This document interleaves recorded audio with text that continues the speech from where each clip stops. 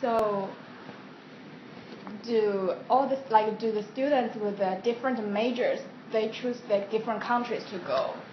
Do you mean, do certain countries have different, do they specialize in certain majors? Yeah. They can. We do have some schools in certain countries that are better for different things. Yeah. But that's not a total restriction. Yeah.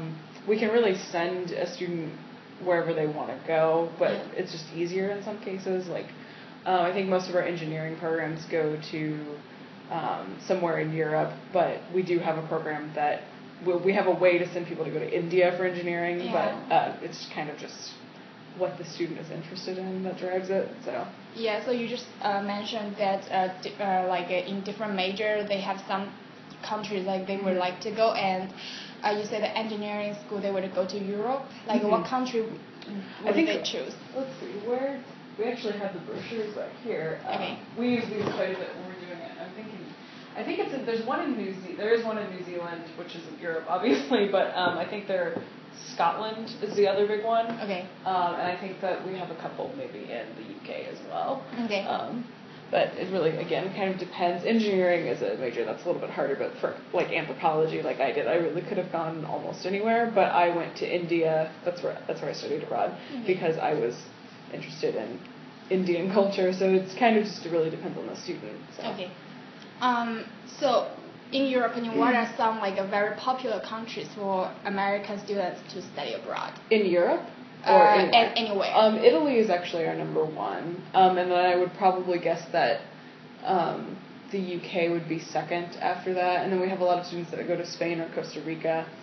We actually have the longest established relationship with two universities in the Western Hemisphere with the University of Costa Rica, and I can give you guys the brochure for that if that'll help you with your piece. Okay, yeah, thank you. Yeah, and we send a lot of students there. Language acquisition is another big drive for students going abroad. If you're learning a language, why not go to the place to learn it, and that can help. So do you have a language exam before they go to study abroad? They can. Usually it's just made up through the courses that you've already taken here. So if you've taken 2 classes in Spanish, you can take the next 2 abroad, or same with Italian or French. Here's our entire section on language programs behind me. So. Okay. So you say there was another question if they need to take a language course. When they go to the other country, for example, I know when some students come to KU, they have a Chinese student, they have to take the English test, right? Then if they fail, then you have to take the language course. Do other schools have the similar program? I'm not sure it really works that way for most of our programs. Yeah. Because I think all of the language programs, you just take it's the courses that you've taken. Though I would imagine once you got over there and found out your proficiency wasn't so good, you might have a problem. Yeah. But it just doesn't work that way exactly. Though a lot of schools do have an option for students who they don't have a strong command of language. They can take language courses and then take courses in English in the country. So I would imagine that might be the route that they end up doing if they had some problems with that. So. Okay. Before, and you also mentioned that Italy is also one of the most popular country. And do you know any reason why the students they always choose Italy? I'm not really sure why that is, because I think most students take Spanish. They don't take Italian. Yeah. But I think it might have something to do with you want to study abroad, so you want it to be different, but Japan might be too different for a student, but then London is going to be too close to the American experience. So Italy's kind of in between. It's in Europe. Europe's really easy to travel around, and a lot of students say that they go pretty much all over Europe while they're in Italy, and the food's really good. Yeah, that's right. So in your opinion, which year would be the best year for a college student to do a study abroad program? I think it's really hard to make blanket statements about that, but I think going either second semester your sophomore year, or either fall or spring your junior year are the best. We do have students who go as early as the summer after their freshman year and as late as their either their fall or their spring semester senior year, or even over the summer, so you can actually graduate abroad if you want. But it again kind of depends on what you're studying and how long you want to go for. And then we also have short-term programs that can factor into that. Like I mentioned, we have summer, but we also have spring break and winter break. So if it's difficult, like again, like maybe for an engineering student or another major that it's a little bit harder for to go abroad, one of those programs might be better than a semester-long one. So. Okay. But why do you think it's better for students to go in their second semester of sophomore year? I think, well, I think by then you've figured out a little bit more what you're going to do. I don't know if you've encountered many freshmen, but they all seem a little bit lost to me. So at least hopefully by your second semester of your sophomore year, you've been here long enough to like figure out what you need. And I think that there's a certain level of maturity that's required for studying abroad as well. So you mean like they're more grown up? Yeah, you've been on your own a little bit longer once you're, I mean, you could probably go as early as your first semester your sophomore year, but then you would have had to start planning your freshman year. And again, that requires some maturity too. The application process can be, it's not hard, but it takes some initiative to go do it. Excuse me, phone's ringing.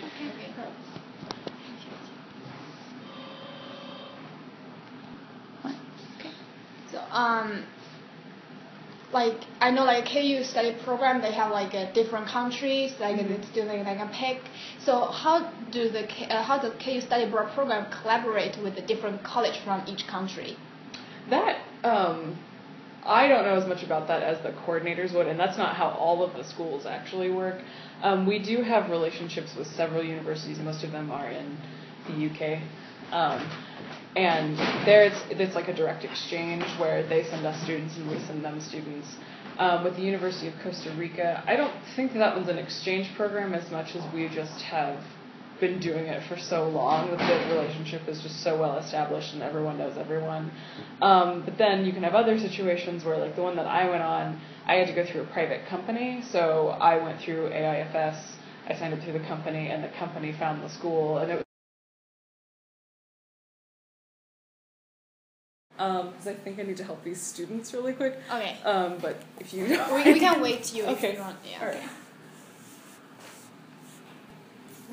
Okay. The next question would be like, what would you think the most popular destinations for students to travel abroad? To travel, you mean with like in short term instead of like a long term study? You know, like I know like an exchange program they have like a long period, but they also have like a really short, like a half month, 1 month. Well, again, I guess that would kind of depend on where they were. I'm not really sure where the students in Italy go while they're studying abroad on their breaks. So do you have a survey from students who have already traveled? I mean, who have already studied abroad and then came back and then they tell you where is the most popular destination for traveling. No, we don't really keep information like that, but because again, like it would be so many different people. Like I went to Mumbai, but of course not everyone goes to Mumbai. But I mean, I think we even have. I'm not sure where it is, but I mean, we have these like European travel guides, and like I was telling those students, people in like study abroad in Europe just usually go all over Europe. Yeah. So if you're in Italy, you'll probably pop over to France a couple of times because it's right there. Okay. But I'm not sure. It kind of depends. So do you have the shopping time during people study abroad in other countries? Excuse me? The shopping time. The shopping time? Yeah. So like the leisure time or something. Oh, okay. Yeah. After class, I mean. You mean while they're abroad, what they do? Well, there would be a lot that they could do even like within the city that they're in. Like when I was abroad, I went to everything that was in Hyderabad. It was kind of a small city, but I went to all the museums and ate at the cool restaurants and stuff like that. They kind of end up doing just normal university kid stuff. I think they're just in a different country. But I could I don't know if any of the groups are interviewing a student, but I think that they would probably be. I don't think that there's any one answer to that question. I think the more students you ask, the more different types of answers you would find. Okay. So when the students when they're doing the study abroad, like, do they have to apply the dorms or host the family by themselves, or you were the office would arrange everything? We arrange quite a bit of it, not everything, and then in different situations you have different housing.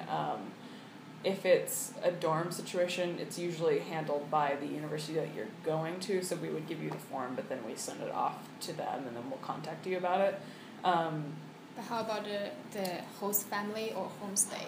Host families, I think it's pretty similar to that, where we just, again, would send the information there, that if they do host families, they'll pair you with the host family depending on your interests and everything like that. But again, that's pretty region specific. It kind of depends. And then we have other programs where students live in an apartment by themselves. And then I've heard some students be kind of freaked out by that, because it's the school that you go to, they'll make it, here's a listing of apartments we found, you're on your own to find one. But the students that have done that, though it was horrifying, also really loved it, because it was you're just so independent when you go abroad. So again, there's no real straight answer to that question, but. So KU is not manage everything, but it's just more like the other country, the other universities doing it. Yeah, I think studying abroad on all realms requires a lot of independence, because even when you're being helped for people who are this far apart from each other. You have to have a lot of initiative, and I can't make you fill out the paper. You have to do that. Okay. And then we can send it over there, but if you're having to find your own apartment, you will have to find your own apartment, and you do have to get along with your host family and all that kind of stuff. So, is there anything you want to add to this interview? Besides that everyone should study abroad, I probably not. I think a lot of students get scared of coming in here for some reason. I think the top 3 reasons people don't go abroad is they think that they won't graduate on time, that it's too expensive, or that they're just not ready for it. And I think if you just have the initiative to come in and apply, you'll find out that those aren't true. Finances worry a lot of people, but most of the financial aid that you get at KU for most students, international students might be an exception, but for domestic students, the cost is about the same often, or at least the financial aid that you get can be applied to that. And for students who are out of state, I don't know if you guys know our tuition works different, where if you're an in-state student, it's cheaper than an out-of-state. Out-of-state students usually get in-state tuition while they're abroad. So that's an incentive to come too. And then it's a really great learning experience. You don't know really what you're capable of until you study abroad, and you guys might be able to relate to that since this is your study abroad, but that's where I would, Okay. Yeah, I guess that's it. Thank you. Thank you so much. How long have you been at KU? I've been here